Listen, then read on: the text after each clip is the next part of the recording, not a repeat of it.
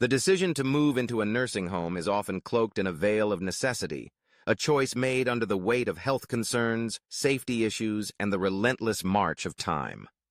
For many elderly individuals, the transition can feel like a surrender, a capitulation to the inevitability of aging.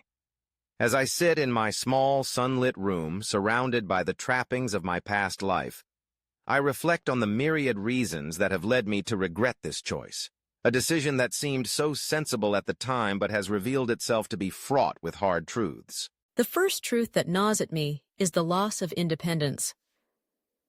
In my younger years, I relished the freedom to make choices, however mundane they may have seemed. I would wake up in the morning, decide what to wear, what to eat, and how to spend my day. Now, my life is dictated by a schedule that is not my own. Meals are served at specific times, activities are planned by staff, and even the simplest decisions, like when to go to bed, are often made for me. The sense of autonomy that once defined my existence has been stripped away, leaving me with a feeling of helplessness that I never anticipated. I find myself longing for the days when I could roam the aisles of the grocery store, selecting my own ingredients, or take a leisurely walk in the park without the constraints of a caregiver's watchful eye. The second truth is the profound isolation that often accompanies life in a nursing home.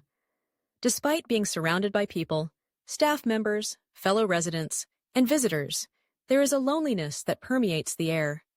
Conversations can feel superficial, punctuated by the ticking clock and the distant sound of a television blaring in the common room. The vibrant exchanges I once had with friends and family have dwindled, replaced by polite chit-chat with acquaintances who share little more than a common residence. I miss the depth of connection that comes from shared experiences, the laughter and camaraderie that filled my home. Here, in this place, I often feel like a ghost, drifting through the halls, unseen and unheard. Another bitter truth is the stark reminder of mortality that seems to linger in every corner of the nursing home. The reality of aging is unavoidable. It is a constant presence that weighs heavily on my heart. I see the frailty of my peers, the way their bodies betray them, and it serves as a chilling reminder of my own vulnerability. Death, once a distant concept, has become an ever-looming shadow. I find myself grappling with thoughts of what lies beyond, questioning the meaning of my life as I witness the decline of those around me. The nursing home, with its sterile environment and clinical undertones, serves as a constant reminder of the end, a place where the living are often preoccupied with the dying. The fourth truth that has emerged from this experience is the loss of purpose. For decades, I derived meaning from my work, my family, and my community involvement. I was an active participant in life, contributing to the world around me in tangible ways. Now, I often find myself adrift, without a role to play. The structured activities offered by the nursing home feel inadequate, mere distractions from the reality of our situation rather than opportunities for genuine engagement. I yearn for the days when I could volunteer, mentor younger generations, or simply be a friend to those in need. The absence of purpose has left a void that is difficult to fill, and I often wonder if I will ever feel useful again. Fifth, there is the harsh reality of the environment itself. Nursing homes, while designed to provide care and support, often lack the warmth and familiarity of home. The sterile walls, the clinical smells, and the constant hum of machinery create an atmosphere that can feel cold and uninviting. I miss the personal touches that made my home a sanctuary, the photographs of my family, the plants I tended to, the cozy corners where I could curl up with a good book. Here, everything feels impersonal, as if we are all just residents in a temporary holding pattern, waiting for the next chapter to unfold. The lack of personalization in my living space has left me feeling like a number rather than a person, further deepening my sense of alienation. Lastly, there is the painful realization that I have become a burden to my loved ones. The decision to move into a nursing home was, in part, driven by the desire to alleviate the strain on my family. I wanted to spare them the stress of caregiving, to give them the freedom to live their lives without the weight of my needs hanging over them. Yet, in doing so, I have inadvertently created a different kind of burden, one that comes from the guilt of being unable to care for myself, and the sadness of knowing that my presence often brings them sorrow rather than joy. I see the worry etched on their faces during visits, the way they grapple with their own feelings of helplessness and concern. The love I once felt so sure of now feels tinged with an undercurrent of regret. As I realize that my choice has altered the dynamics of our relationships in ways I never intended. As I reflect on these hard truths, I cannot help but feel a sense of longing for the life I once knew. I think of the laughter shared over family dinners, the warmth of hugs from grandchildren, and the simple pleasure of a quiet afternoon spent in my garden.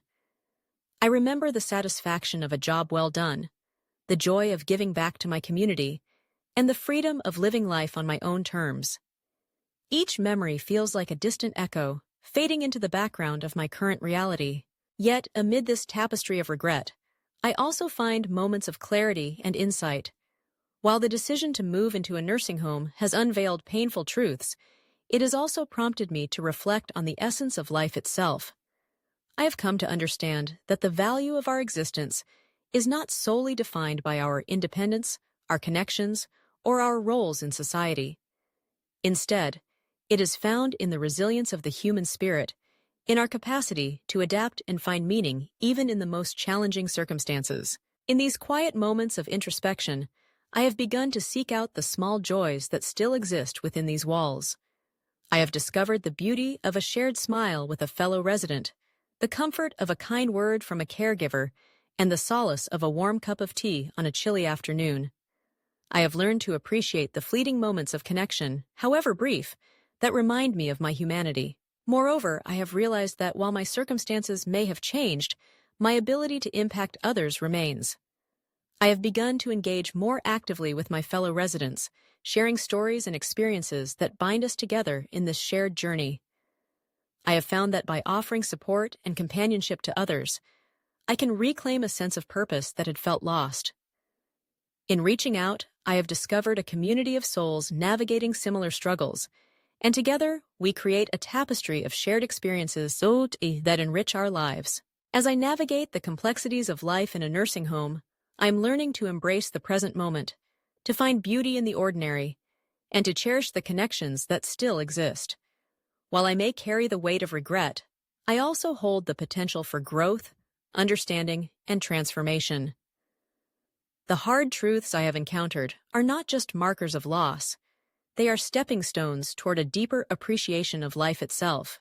In the end, the journey through this chapter of my life is not defined solely by the regrets I carry, but by the resilience I cultivate. I may not have chosen this path willingly, but I have the power to shape my experience within it. As I continue to reflect on the reasons for my regret, I also find the strength to embrace the lessons learned and the wisdom gained. Life, in all its complexities, remains a precious gift, and even within the confines of a nursing home, I can still find ways to celebrate its beauty, to connect with others, and to leave a lasting impact on the world around me.